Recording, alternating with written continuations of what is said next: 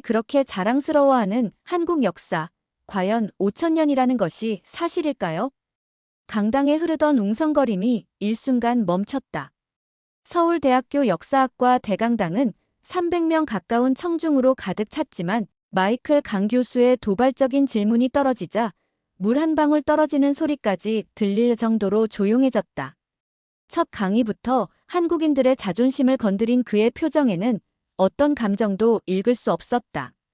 많은 한국인들이 자국의 역사를 5천년이라고 자랑스럽게 말하지만 역사학적으로 볼 때 이는 과장된 신화에 불과합니다. 강당 뒤쪽에서 의자 다리가 바닥을 긁는 날카로운 소리가 들렸다. 한 여학생이 자리에서 벌떡 일어났다. 그녀의 얼굴은 분노로 상기되어 있었다. 교수님, 단군 신화가 역사적 사실로 증명되지 않았다고 해서 우리 민족의 역사적 연속성까지 부정하실 수는 없습니다. 마이클 강 교수는 냉소적인 미소를 지으며 응수했다. 역사는 감정이 아닌 증거에 기반해야 합니다. 기록이 존재해야 역사라고 할 수 있죠. 한국의 문자로 기록된 역사만 따지면 1600년에 불과합니다. 이것이 역사학자로서 말할 수 있는 객관적 사실입니다. 그 순간 뒷좌석에서 나이 지긋한 노교수 한 명이 천천히 일어섰다. 그의 목소리는 조용했지만 강당 구석구석까지 울려 퍼졌다. 강 교수님, 당신의 아버지도 그런 식으로 생각하셨을까요? 마이클 강의 얼굴이 창백해졌다. 그의 손에 들고 있던 레이저 포인터가 떨어져 바닥에 굴러갔다. 아버지라니. 무슨 말씀이신지. 안녕하세요. 저는 박지현입니다. 서울대학교 역사학과 큐레이터로 일하고 있습니다. 제가 지금 들려드릴 이야기는 3개월 전 우리 학교에서 벌어진 놀라운 사건과 그 이후로 제 인생이 송두리째 바뀐 이야기입니다. 모든 것은 그날 미국에서 온 마이클 강 교수의 첫 강의가 있던 날로 거슬러 올라갑니다. 그는 월드클래스 역사학자로 프린스턴 대학에서 유럽 중세사를 가르치는 세계적인 석학이었습니다. 그런 그가 한 학기 동안 서울대에서 한국사 특별 강의를 맡게 되었다는 소식에 저는 무척 기대에 부풀었습니다. 하지만 그 기대는 첫 강의에서 완전히 무너져 버렸습니다. 그의 첫 마디는 충격 그 자체였으니까요. 한국의 5천년 역사는 신화에 불과합니다. 저는 그 자리에서 분노를 참지 못하고 일어나 반박했고 그것이 우리의 첫 만남이 되었습니다. 그런데 더 충격적인 사실은 그날 이후였습니다. 마이클 강 교수가 한국계 미국인이라는 사실, 그것도 한국 전쟁 직후 미국으로 건너간 이민자의 아들이라는 것을 알게 된 것입니다. 그는 자신의 뿌리를 완전히 부정하며 살아온 사람이었습니다. 사실 그가 서울대에 온 이유도 특별했습니다. 6개월 전 돌아가신 아버지의 유언 때문이었습니다. 아들아, 너의 뿌리가 있는 한국으로 돌아가 진정한 역사를 배워라. 이것이 강 교수 아버지의 마지막 말씀이었다고 합니다. 그는 그 유언을 지키기 위해 어쩌면 마지막으로 아버지의 뜻을 저버리지 않기 위해 한국을 방문한 것이었습니다. 그러나 그의 내면에는 한국에 대한 깊은 반감이 자리 잡고 있었습니다. 어린 시절부터 그는 미국 사회에서 다른 아이로 취급받았고 부모님이 고집스럽게 지키려 했던 한국 문화와 언어는 그에게 부끄러움의 대상이었습니다. 그는 자신의 정체성을 부정하며 완벽한 미국인이 되기 위해 노력했고 결국 한국계라는 사실조차 숨기며 살았습니다. 저는 그의 배경을 알게 된 후에도 그를 이해할 수 없었습니다. 어떻게 자신의 뿌리를 그렇게 철저하게 부정할 수 있을까요? 더구나 역사학자이면서 말입니다. 하지만 이제 와서 생각해보면 어쩌면 그것이 그의 가장 큰 아픔이자 비밀이었는지도 모릅니다. 첫 강의 다음 날, 저는 박물관 전시실에서 그를 다시 만났습니다. 그는 조선시대 유물들을 살펴보고 있었습니다. 평소라면 저는 방문객에게 친절하게 설명을 해드렸겠지만 그에게는 그러고 싶지 않았습니다. 하지만 제 직업이 그것인 이상 피할 수는 없었습니다. 강 교수님, 무엇을 찾고 계신가요?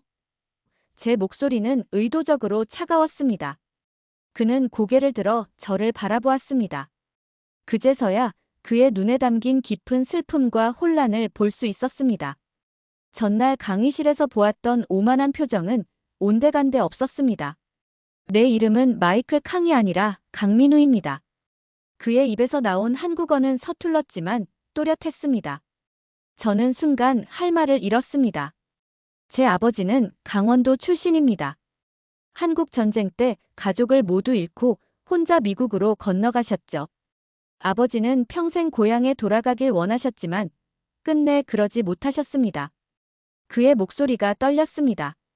저는 그제서야 그가 어제 강의에서 보여준 모습이 가면이었다는 것을 깨달았습니다. 아버지의 유품 중에 이것이 있었습니다. 그가 주머니에서 꺼낸 것은 낡은 가족 사진이었습니다. 흑백 사진 속에는 한복을 입은 가족들이 있었습니다. 저는 이 사람들이 누구인지 알고 싶습니다. 제 뿌리가 어디인지 알고 싶습니다. 그 순간 저는 그의 눈에서 눈물이 맺히는 것을 보았습니다. 세계적인 역사학자, 오만하고 차가운 학자에 가면 뒤에 숨겨진 상처 입은 영혼을 보았습니다. 그리고 저는 결심했습니다. 그를 도와 그의 가족의 역사를 찾아주기로. 그것이 제가 역사학자로서 그리고 한국인으로서 할 수 있는 일이라고 생각했습니다. 그렇게 우리의 여정은 시작되었고 그 여정은 우리 둘 다의, 아니 많은 사람들의 인생을 송두리째 바꿔놓게 되었습니다. 하지만 그때는 알지 못했습니다.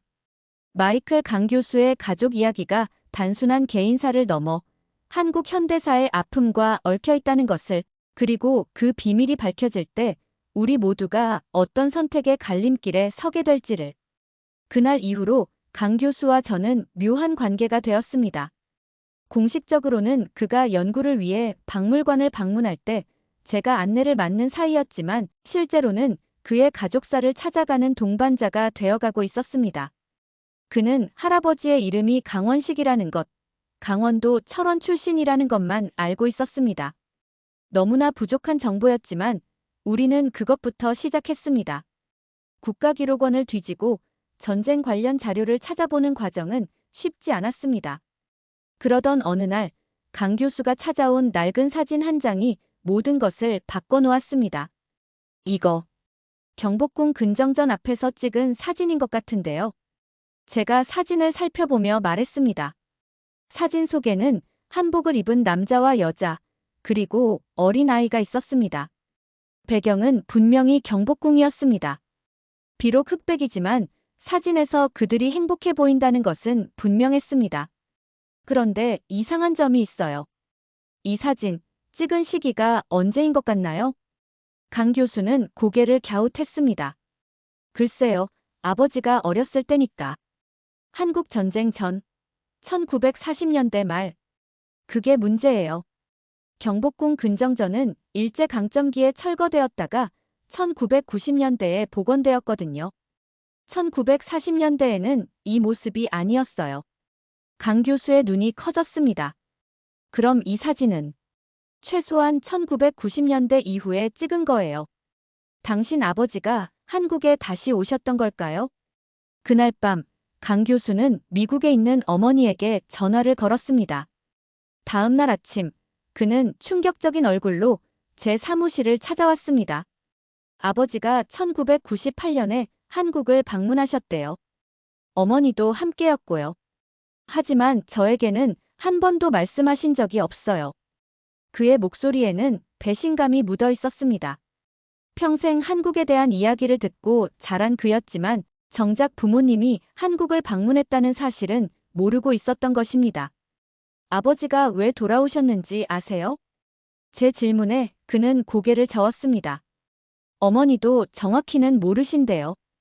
아버지가 꼭 와야 한다고만 하셨다고. 우리의 수사는 그렇게 새로운 방향으로 흘러갔습니다.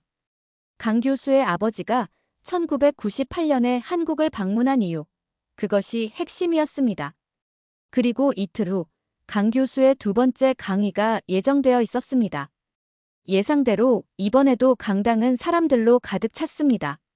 첫 강의의 논란 때문인지 이번에는 더 많은 사람들이 모였습니다. 하지만 이번 강의는 완전히 달랐습니다. 강 교수는 더 이상 오만한 서구학자가 아니었습니다. 지난 시간에 저는 한국 역사가 5천년이라는 주장에 의문을 제기했습니다. 오늘은 그 의문에 대한 답을 함께 찾아보려고 합니다. 강 교수는 화면에 세계 지도를 띄웠습니다. 유럽과 한국의 크기를 비교한 지도였습니다. 많은 한국인들이 자국을 작은 나라로 표현합니다. 새우등이라는 표현도 있죠. 하지만 실제로 한국의 크기는 어떨까요? 한국을 유럽 지도에 옮겨 놓으면 영국보다 크고 이탈리아와 비슷한 크기입니다. 포르투갈과 벨기에를 합친 것보다 더 큽니다. 청중들 사이에서 놀라움의 탄성이 흘러나왔습니다. 강 교수는 계속해서 한국의 언어, 경제력, 문화적 영향력에 대한 통계 자료를 보여주었습니다. 그의 어조는 분석적이면서도 존중을 담고 있었습니다. 한국어 사용자는 전 세계적으로 약 7,700만 명으로 프랑스어 사용자보다 많습니다. 한국의 국내 총생산은 세계 10위권이며 문화적 영향력은 한류라는 이름으로 전 세계에 퍼져 있습니다. 강의가 끝난 후 많은 학생들이 질문을 하기 위해 모여들었습니다. 저는 뒤에서 그 모습을 지켜보았습니다. 강 교수의 변화는 분명했지만 저는 여전히 의구심이 있었습니다. 이것이 진정한 변화인지 아니면 자신의 연구를 위한 연기인지 확신할 수 없었습니다. 그날 저녁 제가 사무실을 떠나려는 순간 예상치 못한 방문객을 맞이하게 되었습니다. 70대로 보이는 할머니였습니다. 박 큐레이터님 맞으신가요? 마이클 강 교수님 강의를 들었는데 제가 드릴 말씀이 있습니다. 할머니의 이름은 김순자였습니다. 그녀는 한국 전쟁 당시 미군과 결혼하여 미국으로 건너간 전쟁 신부 중 한 명이었습니다. 그녀는 1998년 남편과 함께 한국을 방문했고 그때 우연히 강 교수의 아버지를 만났다고 했습니다. 강원식 씨. 그분은 북에 가족을 두고 온 실향민이었어요. 6.25 전쟁 때 혼자 남한으로 피난 왔다가 미국으로 이민 가신 분이죠. 그런데 1998년에 그분이 한국에 오셨을 때 북에 있는 가족 소식을 들었대요. 이산 가족 상봉 신청을 하셨어요. 제 심장은 빠르게 뛰기 시작했습니다. 그럼 상봉은 이루어졌나요? 김순자 할머니는 슬픈 표정을 지었습니다. 아니요. 북측에서 해당 인물 확인 불가라는 답변이 왔대요. 강 선생님이 너무 실망하셔서 그 이후로 계속 한국과 연락을 취하면서 가족을 찾으려고 하셨대요. 저는 이 이야기를 강 교수에게 전해야 한다고 생각했습니다. 하지만 어떻게 전할지, 그가 이 진실을 받아들일 준비가 되어 있는지 확신할 수 없었습니다. 다음 날 아침, 강 교수는 제 사무실을 찾아왔습니다. 그의 얼굴은 피곤해 보였습니다. 어젯밤에 다시 어머니와 통화했어요. 아버지의 다이어리를 찾았대요. 영어로 쓰인 부분도 있지만 대부분은 한국어라 어머니는 읽을 수 없대요. 어머니가 그걸 보내주실 거예요. 저는 깊은 숨을 들이쉬었습니다. 강 교수님, 어제 저에게 찾아온 분이 계세요. 1998년에 교수님 아버님을 만났다는. 강 교수의 표정이 굳어졌습니다.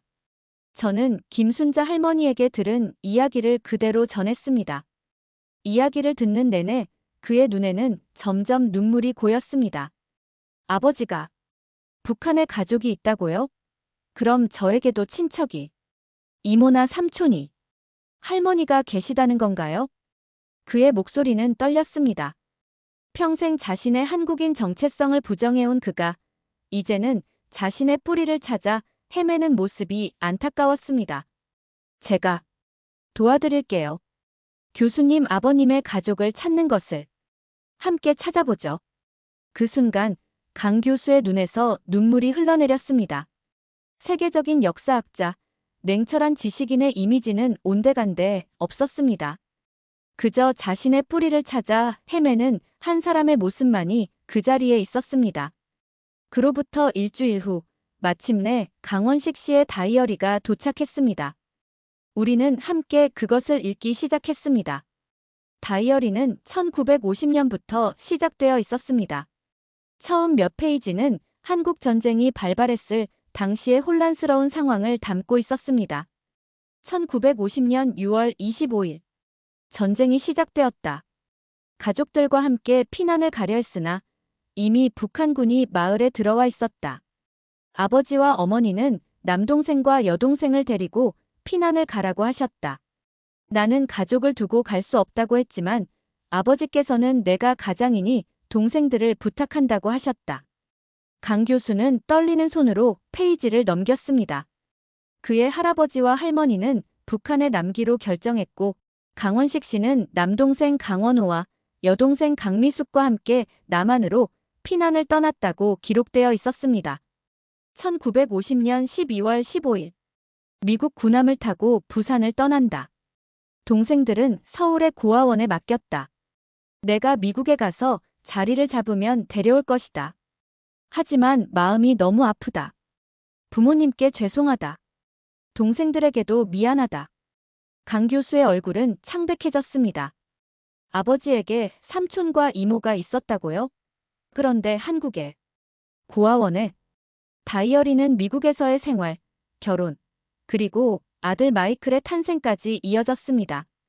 강원식 씨는 한국의 가족들을 찾기 위해 수십 년간 노력했지만 전쟁의 혼란 속에서 동생들의 행방은 묘연했습니다. 그리고 마침내 1998년의 기록을 찾았습니다. 1998년 2월 10일. 대한적십 자사로부터 연락이 왔다.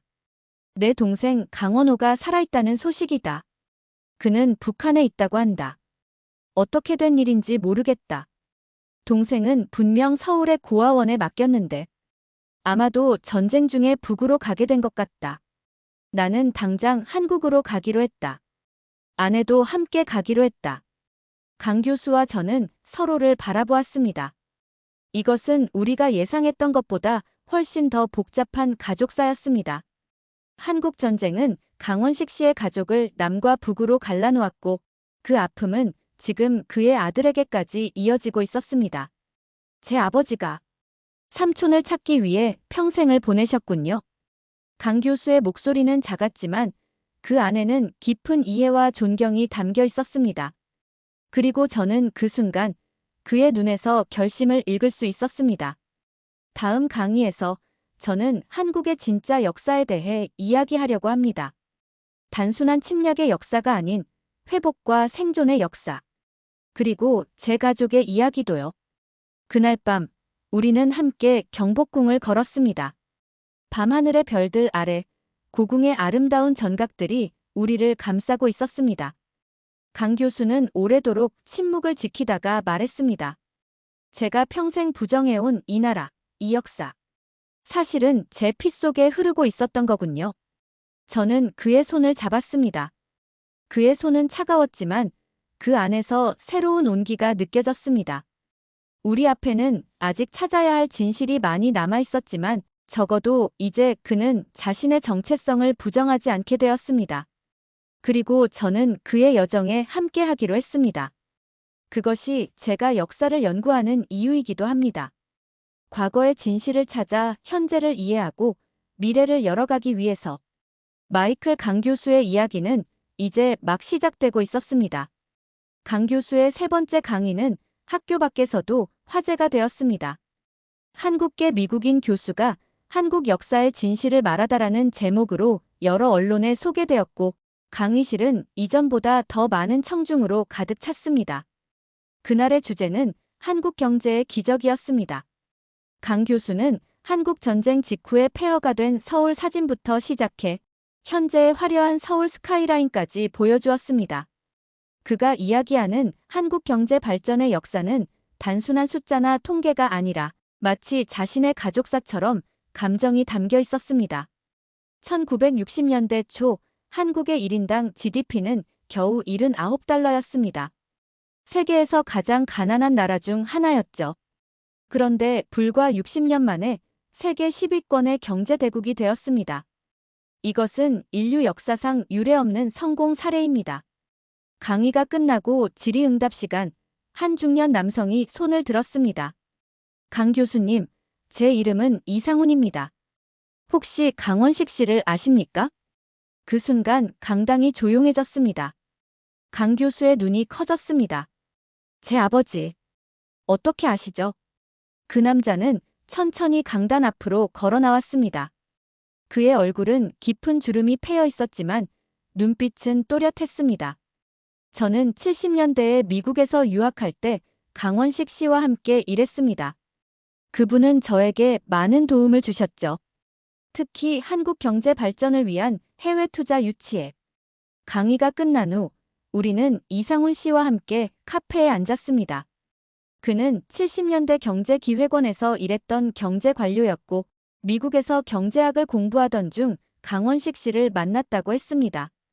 당신 아버님은 미국에서도 늘 한국을 생각하셨어요. 특히 한국 경제 발전에 관심이 많으셨죠. 미국 회사들이 한국에 투자하도록 많은 노력을 기울이셨습니다. 강 교수는 놀란 표정을 지었습니다. 아버지가요? 하지만 아버지는 한국에 대해 거의 이야기하지 않으셨는데요. 이상훈 씨는 쓸쓸한 미소를 지었습니다. 집에서는 그랬을지 모르지만 밖에서는 달랐어요. 그분은 한국인 커뮤니티에서 매우 활발하게 활동하셨고 특히 경제 발전을 위한 네트워킹에 열심이셨죠. 그 말을 들으며 저는 강 교수의 표정 변화를 지켜봤습니다. 충격, 혼란, 그리고 어쩌면 배신감까지. 다양한 감정이 그의 얼굴을 스쳐 지나갔습니다. 그럼 아버지는 저에게 보여주신 모습과 다른 삶을 사셨던 건가요? 이상훈 씨는 고개를 끄덕였습니다. 많은 이민자들이 그렇듯이 두 개의 삶을 사셨던 것 같아요. 미국인으로서의 삶과 한국인으로서의 삶. 쉽지 않았을 거예요. 그날 저녁 강 교수는 평소보다 조용했습니다.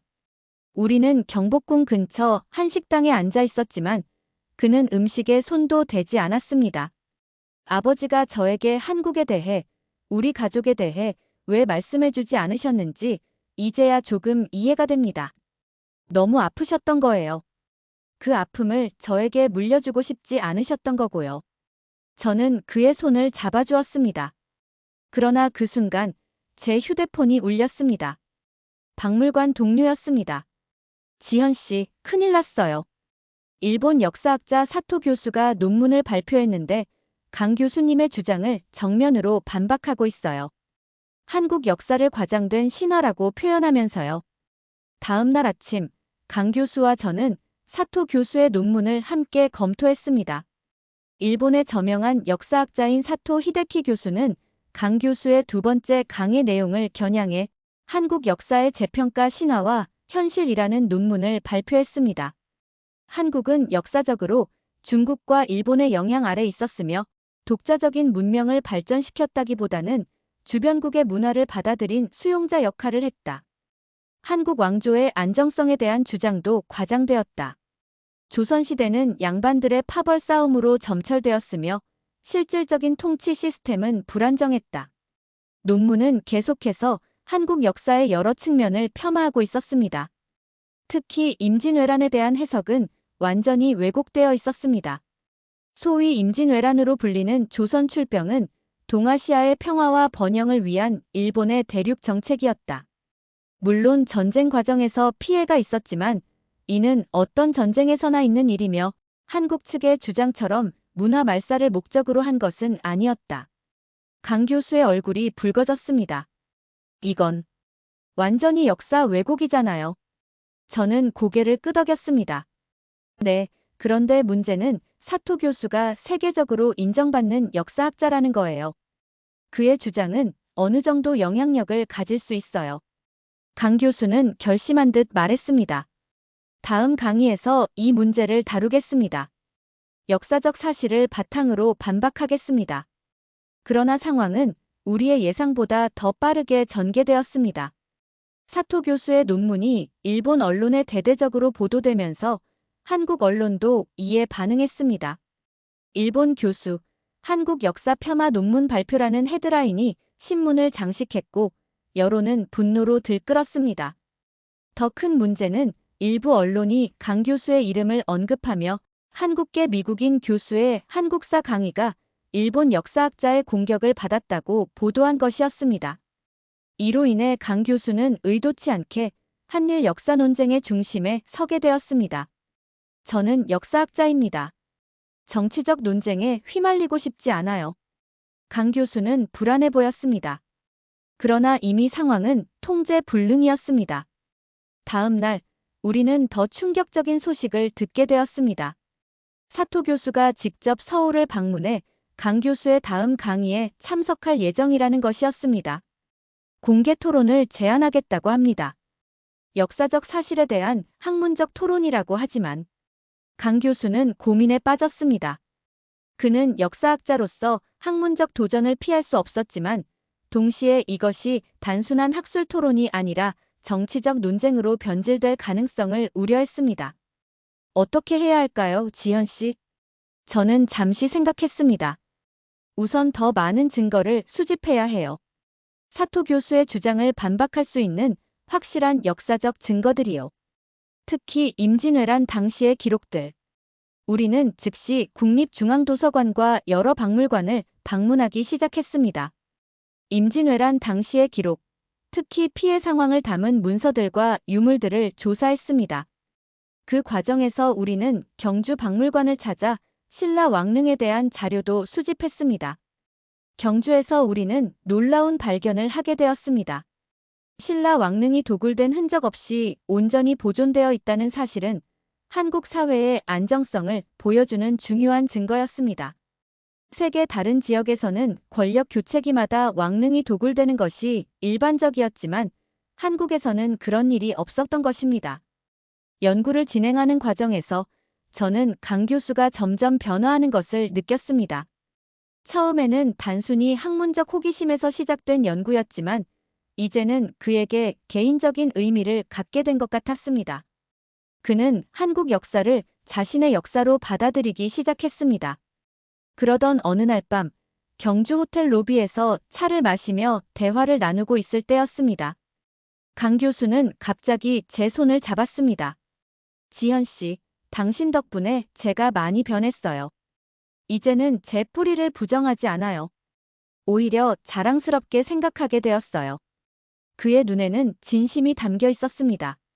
저는 가슴이 떨렸습니다. 그동안 연구 파트너로만 생각했던 그에게 어느새 특별한 감정이 생겼다는 것을 인정할 수밖에 없었습니다. 교수님도 저에게 특별해요. 함께 연구하면서 많은 것을 배웠어요. 우리의 시선이 마주쳤고 그 순간 모든 것이 멈춘 것 같았습니다. 그가 천천히 몸을 기울이며 제게 다가왔습니다. 그러나 그 순간 그의 휴대폰이 울렸습니다. 미국에서 온 전화네요. 강 교수는 전화를 받았고 그의 표정이 순식간에 굳어졌습니다. 통화가 끝난 후 그는 충격받은 표정으로 말했습니다. 어머니가 갑자기 쓰러지셨대요. 당장 미국으로 돌아가야 할 것 같아요. 다음 날 아침 강 교수는 급히 짐을 싸서 공항으로 향했습니다.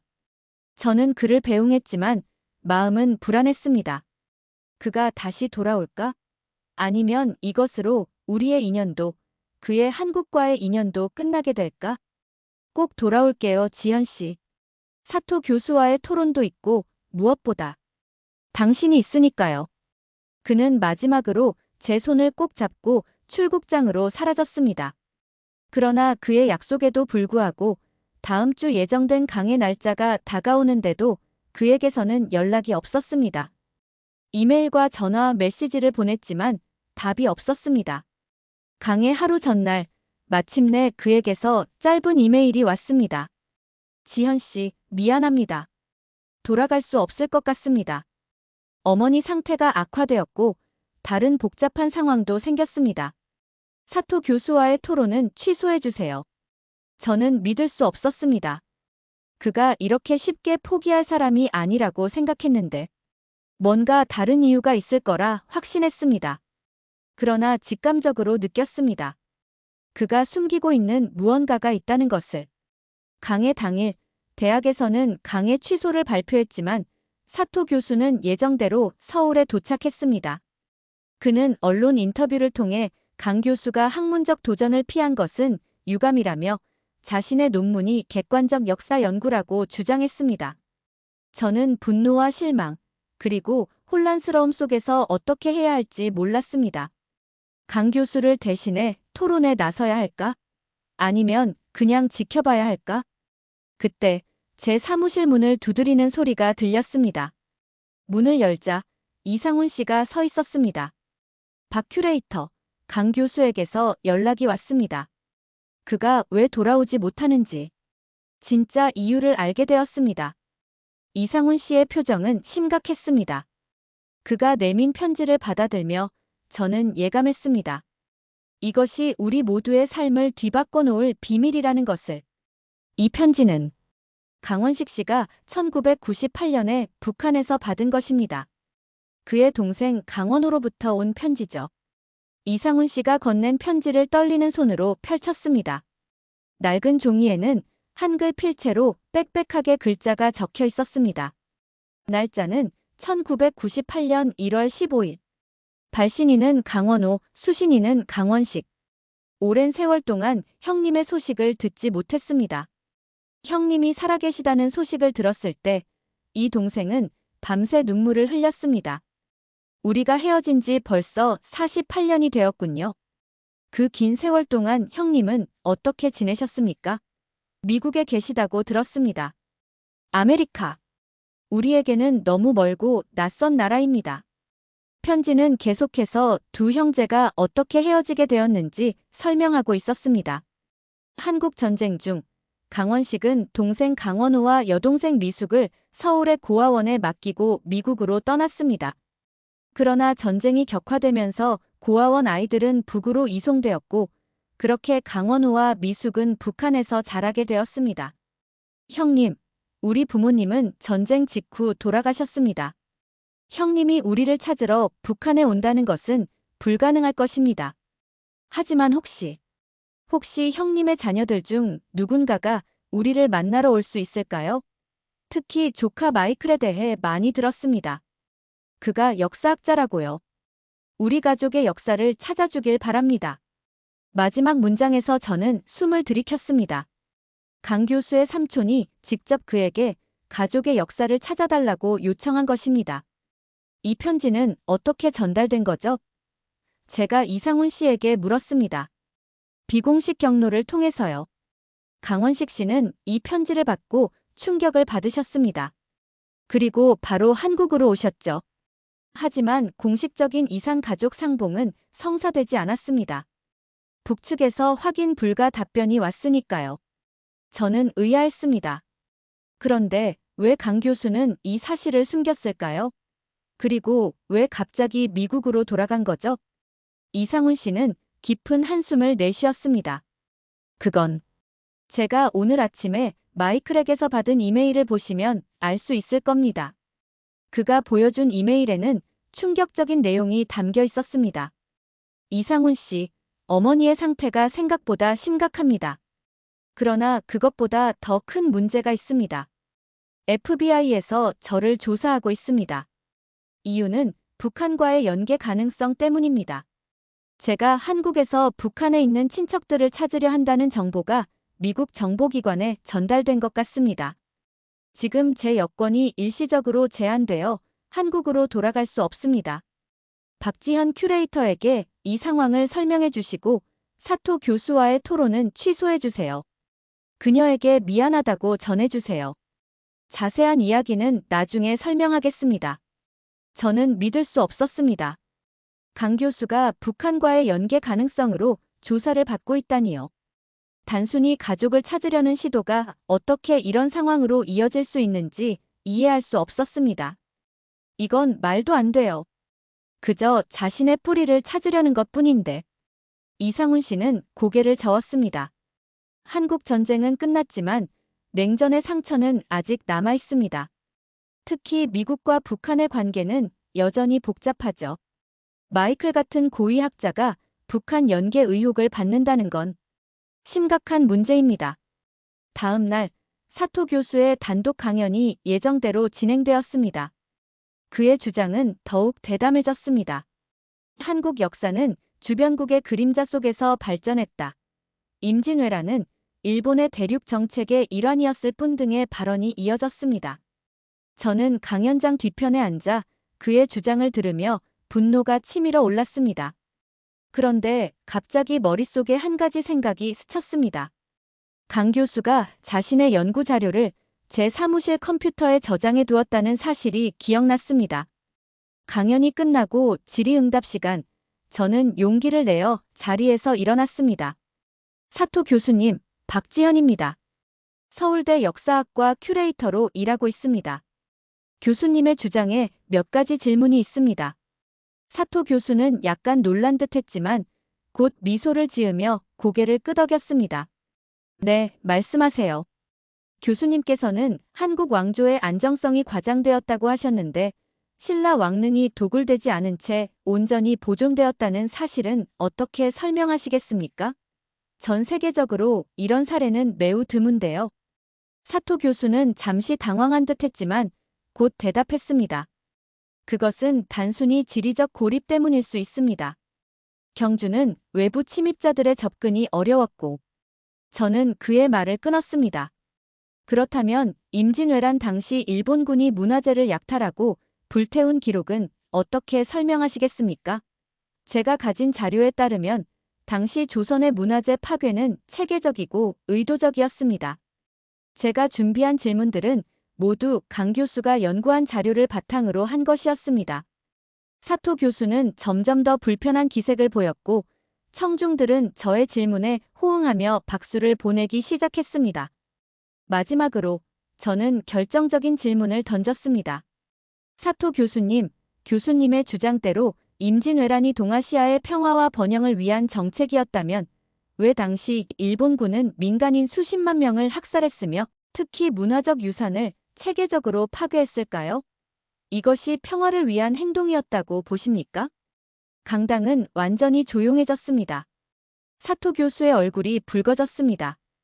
그는 말을 더듬으며 답변을 시도했지만 설득력이 없었습니다. 그날 저녁, 제 용기 있는 반박이 뉴스에 보도되었습니다. 젊은 큐레이터, 일본 역사학자의 왜곡된 주장에 반박하다.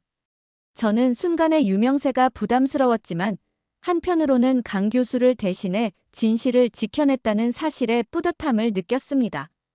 다음 날 아침, 저는 강 교수에게 이메일을 보냈습니다. 사토 교수와의 일을 설명하고 그의 안부를 물었습니다. 그러나 답장은 오지 않았습니다. 일주일이 지났습니다. 강 교수의 소식은 여전히 없었고 저는 점점 더 불안해졌습니다. 그가 정말로 북한 연계 의혹으로 심각한 조사를 받고 있는 것일까? 아니면 다른 이유가 있는 것일까? 열흘째 되는 날, 이상훈 씨가 다시 제 사무실을 찾아왔습니다. 그의 표정은 심각했습니다. 뭔가 진전이 있나요? 제가 급하게 물었습니다. 네, 하지만 좋은 소식은 아닙니다. 마이클이 조사를 받는 이유가 단순히 북한 친척을 찾는 것 때문만은 아닌 것 같습니다. 그의 아버지, 강원식 씨의 과거 활동이 문제가 된 것 같아요. 이상훈 씨는 오래된 신문 기사를 보여주었습니다. 1970년대 초반, 미국에서 발행된 한인 커뮤니티 신문이었습니다. 기사에는 재미교포 강원식, 북한 이산 가족 상봉운동 주도라는 제목이 붙어 있었습니다. 강원식 씨는 단순히 자신의 가족을 찾는 것을 넘어 미국 정부의 북한과의 대화 채널을 열어달라는 운동을 벌였던 겁니다. 당시 냉전 시기였기 때문에 이런 활동은 FBI의 감시 대상이 되었을 가능성이 높아요. 저는 충격을 받았습니다. 그럼 강 교수의 아버지는 미국에서 감시 대상이었던 건가요? 아마도요. 그리고 지금 마이클이 한국에서 북한 친척을 찾으려 한다는 사실이 알려지면서 과거의 기록이 다시 주목받게 된 것 같습니다. 며칠 후 마침내 강 교수에게서 전화가 왔습니다. 그의 목소리는 지쳐 있었지만 단호했습니다. 지현 씨, 미안해요. 갑자기 연락도 없이 떠나서. 괜찮아요. 이상훈 씨가 상황을 설명해줬어요. 정말 힘들었겠네요. 그는 잠시 침묵했다가 말을 이었습니다. FBI 조사는 일단락되었습니다. 제가 북한과 실제로 연계된 것은 없으니까요. 하지만 아버지의 과거 활동이 문제가 되었어요. 저는 몰랐습니다. 아버지가 그런 활동을 했다는 것을. 그의 목소리에는 혼란과 자부심이 뒤섞여 있었습니다. 자신의 뿌리를 부정했던 아버지가 사실은 이산 가족 상봉을 위해 적극적으로 활동했다는 사실이 그에게는 큰 충격이었을 것입니다. 그래서 돌아올 수 있나요? 제가 조심스럽게 물었습니다. 네, 내일 비행기로 서울에 도착합니다. 하지만 지현 씨, 중요한 결정을 내렸습니다. 저는 DMZ를 방문하려고 합니다. 가능하다면 북한에 있는 제 삼촌을 만나보고 싶어요. 저는 깜짝 놀랐습니다. DMZ요? 하지만 그건 위험할 수 있다는 것 알아요. 하지만 이제는 제 정체성, 제 가족의 역사를 더 이상 피하고 싶지 않아요. 지현 씨도 함께 가주었으면 합니다. 다음 날 인천공항에서 강 교수를 맞이했습니다. 그는 전보다 야위어 보였지만 눈빛은 더 또렷해졌습니다. 우리는 곧바로 경기도 파주로 향했습니다. DMZ 관광이 가능한 임진각으로 가는 길이었습니다. 차 안에서 그는 미국에서 있었던 일들을 자세히 설명해 주었습니다. FBI는 그의 아버지가 1970년대에 북한과 연결된 단체와 접촉했다는 의혹을 가지고 있었습니다. 그러나 실제로는 단순히 이산 가족 상봉을 위한 활동이었을 뿐이라는 것이 밝혀졌고 조사는 일단락되었습니다. 그런데 그 과정에서 제가 아버지의 일기장을 더 자세히 읽게 되었어요. 아버지는 평생 자신의 동생들을 찾기 위해 노력하셨더군요. 그리고 제가 역사학자가 되길 바라셨던 이유도 거기에 있었습니다. 강 교수는 아버지의 일기 중 한 페이지를 보여주었습니다. 내 아들 마이클이 역사를 공부하기 시작했다. 그가 언젠가는 우리 가족의 역사, 우리 민족의 역사를 연구하길 바란다. 분단된 조국의 아픔을 이해하고 어쩌면 내가 못다한 가족 찾기를 완성하길 바란다. 저는 그의 손을 잡았습니다. 당신 아버님은 대단한 분이셨네요. 한국인으로서의 정체성을 부정하는 것처럼 보였지만 실제로는 깊이 간직하고 계셨던 거예요. 임진각에 도착해서 우리는 망배단에 올랐습니다. 북녘 땅을 바라보며 강 교수는 오랫동안 말없이 서 있었습니다. 그의 눈에는 눈물이 고여 있었습니다. 저기 어딘가에 제 삼촌과 이모가 계신 거겠죠. 아직 살아계시다면. 저는 갑자기 용기를 내어 그에게 물었습니다. 강 교수님, 혹시 제가 도울 수 있는 일이 있을까요? 그는 고개를 돌려 저를 바라보았습니다. 지현 씨, 사실 당신에게 말하지 않은 것이 있어요. 그의 표정이 심각해졌습니다. 어제 북한 측에서 연락이 왔습니다. 비공식 경로를 통해서요. 제 삼촌이 아직 살아계시대요. 그리고 저를 만나고 싶어 하신다고. 저는 깜짝 놀랐습니다. 어떻게 그런 일이? 정말인가요? 네, 아버지가 생전에 연결했던 경로를 통해서요. 이번 주 내로 판문점에서 비공식 만남이 주선될 수도 있대요. 물론 미국 측에는 알리지 않은 채로. 저는 순간 숨이 멎는 것 같았습니다. 이것은 단순한 학술 연구나 개인적인 가족사 추적을 넘어선 일이었습니다. 국제적인, 그것도 매우 민감한 문제였습니다. 위험할 수 있어요. 제가 조심스럽게 말했습니다. 미국에서 이미 조사를 받으셨는데. 강 교수는 고개를 끄덕였습니다. 알아요.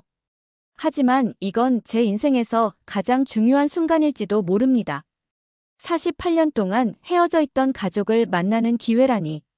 제가 아버지를 대신해서 완성해야 할 여정이에요. 그는 제 눈을 바라보았습니다.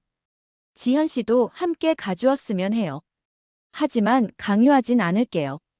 이건 위험한 모험이니까요. 저는 망설임 없이 대답했습니다. 함께 갈게요.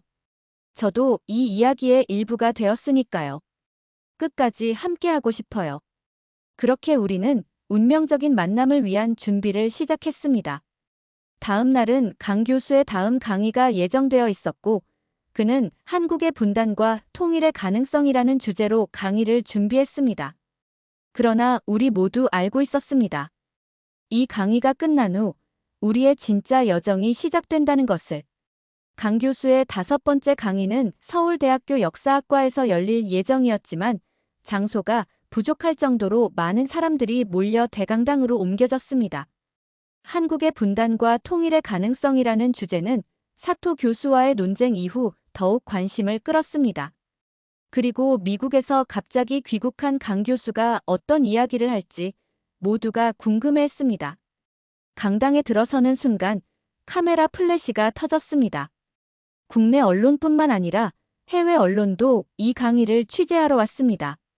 강 교수는 무대 위에 올라 조용히 청중을 바라보았습니다. 그의 얼굴은 평온해 보였지만 눈빛에는 깊은 결의가 서려 있었습니다. 오늘 저는 한국의 분단에 대해 이야기하려고 합니다. 하지만 단순한 역사적 사실이 아닌 제 가족의 이야기를 통해서요. 강당이 조용해졌습니다. 그는 자신의 아버지 강원식의 이야기부터 시작했습니다. 한국 전쟁 중 가족과 헤어져 미국으로 건너간 이야기, 그리고 그가 평생 동안 북한에 있는 가족을 찾기 위해 노력했던 이야기를. 저는 평생 제 한국인 정체성을 부정하며 살았습니다. 제 뿌리를 잊으려 했습니다. 그러나 아버지의 유언으로 한국에 오게 되었고, 여기서 저는 진실을 마주하게 되었습니다. 그는 자신의 삼촌 강원호가 북한에 살아있다는 사실, 그리고 그를 만나기 위해 노력하고 있다는 것까지 솔직하게 이야기했습니다. 청중들은 숨죽인 채 그의 이야기를 들었습니다. 분단은 단순한 정치적 현실이 아닙니다. 그것은 수많은 가족의 아픔이자 우리 모두의 상처입니다.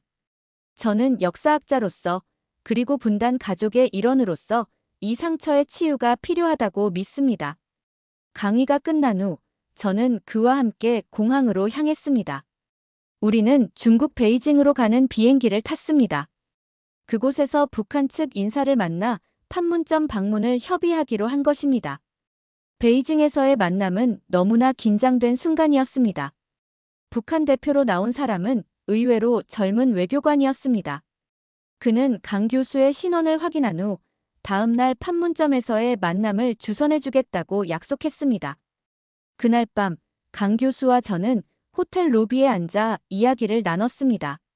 내일이면 삼촌을 만나게 되는군요. 그의 목소리는 떨렸습니다. 긴장되세요? 제가 물었습니다. 네, 하지만 동시에 평온해요. 마치 제 인생의 퍼즐 조각이 제자리를 찾아가는 느낌이랄까요. 그는 잠시 침묵했다가 제 손을 잡았습니다. 지현 씨가 없었다면 여기까지 오지 못했을 거예요. 정말 고맙습니다. 다음 날 아침, 우리는 판문점으로 향했습니다. 중국과 북한 국경을 넘어 평양으로, 그리고 다시 남쪽으로 판문점까지의 여정은 말 그대로 역사적인 순간이었습니다. 모든 것이 비현실적으로 느껴졌습니다. 마침내 판문점 회담장에 도착했을 때 그곳에는 이미 한 노인이 기다리고 있었습니다. 80대로 보이는 그 노인은 강 교수를 보자마자 눈물을 흘렸습니다. 원식이. 그대로 닮았구나. 그는 강원호, 강 교수의 삼촌이었습니다. 두 사람은 말없이 서로를 바라보다가 마침내 강 교수가 다가가 삼촌을 꼭 안았습니다. 그 순간 70년의 세월이 한순간에 녹아내리는 것 같았습니다. 삼촌, 아버지를 대신해서 왔습니다. 그들의 만남은 짧았지만 그 의미는 깊었습니다. 강원호는 강 교수에게 가족 사진첩을 건넸습니다. 그 안에는 북한에서의 그들의 삶, 이제는 돌아가신 강 교수의 할머니, 할아버지, 그리고 이모의 사진이 들어 있었습니다. 너의 아버지가 우리를 찾기 위해 얼마나 노력했는지 알고 있다. 비록 다시 만나지는 못했지만 그의 노력이 헛되지 않았다는 것을 알아주길 바란다. 그날 저녁 서울로 돌아오는 비행기 안에서 강 교수는 계속해서 사진첩을 들여다보았습니다. 그의 눈에는 눈물이 그치지 않았습니다. 이제 저는 알아요, 지현 씨. 제가 누구인지, 제 뿌리가 어디인지, 그리고 앞으로 무엇을 해야 하는지도요. 한 달 후, 강 교수는 서울대학교에서 마지막 강의를 했습니다. 제목은 한국 역사의 회복력과 미래였습니다.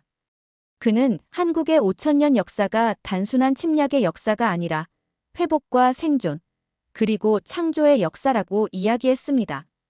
그리고 마지막으로 자신의 여정을 통해 깨달은 점을 나누었습니다. 역사는 책 속에만 있는 것이 아닙니다. 그것은 우리의 피 속에, 우리의 기억 속에 살아 숨쉬고 있습니다. 저는 제 가족의 역사를 찾아가는 과정에서 한국의 진정한 역사를 이해하게 되었습니다. 그것은 분단과 아픔을 넘어 희망과 통합의 역사입니다. 강의가 끝난 후 그는 청중들의 기립박수를 받았습니다. 그리고 무대 위에서 저를 바라보며 미소 지었습니다. 그로부터 1년이 지난 지금 강 교수와 저는 분단 가족 역사 기록 프로젝트를 함께 진행하고 있습니다. 우리는 한국 전쟁으로 인해 이산 가족이 된 수많은 사람들의 이야기를 기록하고 그들의 재회를 돕는 일을 하고 있습니다. 그리고 우리 둘 사이에도 특별한 인연이 생겼습니다. 다음 달 우리는 경복궁에서 작은 결혼식을 올릴 예정입니다. 바로 강 교수의 아버지가 1998년에 가족과 함께 사진을 찍었던 그 자리에서요. 역사는 과거의 이야기가 아닙니다. 그것은 현재를 살아가는 우리의 이야기이며 미래를 열어가는 힘입니다. 강 교수의 비밀이 제 인생을 바꾸었듯이 우리의 이야기가 또 다른 누군가의 인생을 바꿀 수 있기를 희망합니다. 재미있게 보셨나요? 오늘의 사연은 여기까지입니다. 구독과 좋아요는 더 좋은 영상 제작에 큰 힘이 됩니다. 다음 시간 더 좋은 사연으로 찾아뵙겠습니다. 지금까지 이야기 보따리였습니다.